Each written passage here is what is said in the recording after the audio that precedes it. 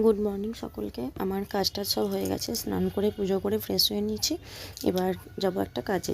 কাজে বলতে আজকে আমার ছেলের জন্মদিনটা হচ্ছে ইংরাজি ডেটের। তো আমি পালন করি বাংলা দিনটায়, কিন্তু আজকে ইংরাজি দিনের জন্মদিন। এবার ও হচ্ছে খাতায় টাতায় সবই লেখে। তো যাই হোক, ওর মনের মতন আজকে একটু ঘরে করব, তারপরে কালকে একটু বন্ধুবান্ধব ডেকে নেমন্তন্ন করব। হয়তো রান্না বান্না কিছু শেয়ার করতে পারবো না, একটু মানে ভালো মনের মতন আমার পছন্দ মতন খাবার দাবার বানিয়ে দেওয়ারই চেষ্টা করব। তাহলে লেগে পড়ি কাজে। ভিডিও শ্যুট আর করতে পারবো না, তো মুখেই বলে দেবো কী কী রান্না করেছি। এবার সর্বপ্রথম এলাম আমি এখানটা ডেকোরেশন বলা ভুল হবে, এখানটা একটু গুছিয়ে নিলাম। আসলে এটা সামনেই থাকে, তো এখানেই বসা দাঁড়ানো খাওয়া দাওয়া সবই হয়। তো এইখানকার যে বিছানাটা, সেটা চাদরটাকে পাল্টে নিই। ওর আবার খুব ভালো লাগে বিছানার চাদর, এখন এই বিছানাটায় যদি নতুন চাদর পাতা হয়। তো দেখলাম ছেলেটার জন্য একটা নতুন জামা কিনেছিলাম, তাই ওর মেয়েটার জন্য একটু বের করে নিলাম। আর এই চাদরটা আমি চৈত্র মাসের ছেলে যখন জামা কাপড় কিনতে গেছিলাম তখন কিনেছিলাম। তো পারবো করে যখন বের করি তখন দেখছি একটারও আমি স্টিকার তুলিনি। তো সেই স্টিকারগুলো চলো তুলে নিই, জামাতে প্যান্টে সবই লেগে আছে।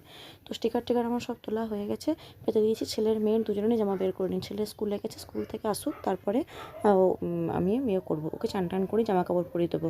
তো দুপুরবেলায় বললাম যেরকম বলা সেরকমই কাজ, কোনো ভিডিও টিডিও করতে পারিনি আমি। তো একটু খাওয়া দাওয়া করে বিছানার চাদর চেঞ্জ করে একটু শুয়েছিলাম। মেয়েটা দেখছি উঠে পড়লো ঘুম থেকে, তো ঘুমটা মারার হলো না। ছেলেটা ঘুমাচ্ছে আর আমি আর মেয়ে দুজনে মিলে একটু খেলছি। খেলতে খেলতে মনে পড়ে গেল যে আর খেলতে হবে না, অনেক কাজকর্ম বাকি আছে। কাজকর্ম বলতে জামা কাপড়গুলো কাছাকাছি করেছিলাম, সেগুলো হচ্ছে সব তুলে আনতে হবে, কারণ রোদ থাকতে তুলে না আনলে আবার যদি বাই চান্স বৃষ্টি চলে আসে, এখন তো আবার কালবৈশাখীর সময়, তো উঠে করি, তুলে নিয়ে আসি ওগুলো। যাই, মেয়েটাকে ঘুম পাড়িয়ে দিলাম। ঘুমাচ্ছিল না, জোরে ধরে ঘুম পাড়িয়ে দিয়েছি। তো ঘুম পাড়িয়ে দিয়ে এখানকার অবস্থা দেখো, একটা কাঁথা মেয়েটার এখানে একটাও নেই, সব হিসু করেছে, আমি কেচে দিয়েছি। এই যে এতগুলো হয়েছে। চাদরটা আমি তুলে দিয়েছি, চাদরটা তুলে না দিলে যা তাই নোংরা করে ফেলছিল। তো তুলে এটাকে ভালো করে একটু রোদে, একটু জল কাঁচা করে ভালো করে রোদে মিলে দিয়ে শুকিয়ে এটাকে ভাঁজ করে রেখে দেবো।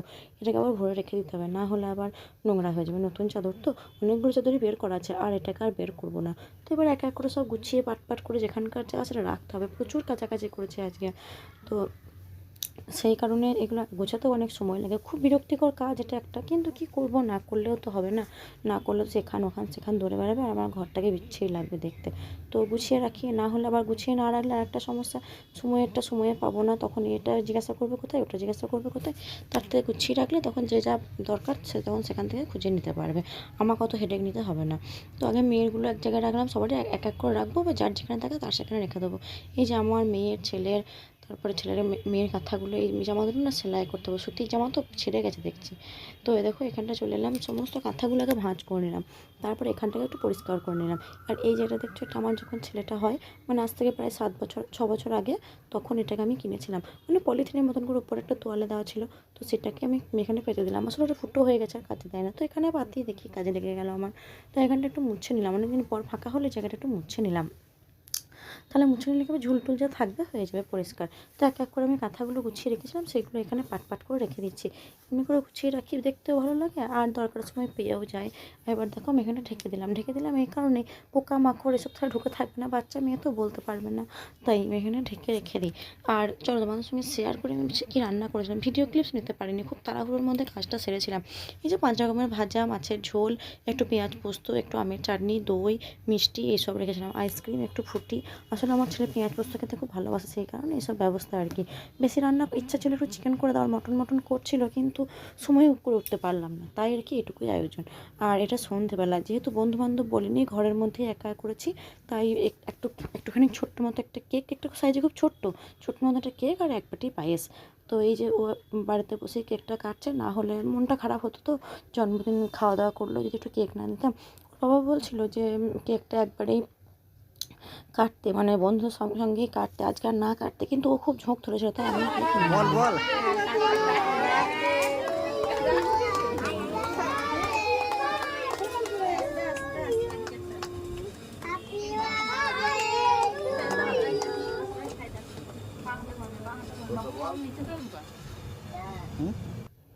চলো হয়ে গেল এখানে সব বন্ধুদের সব ছবি।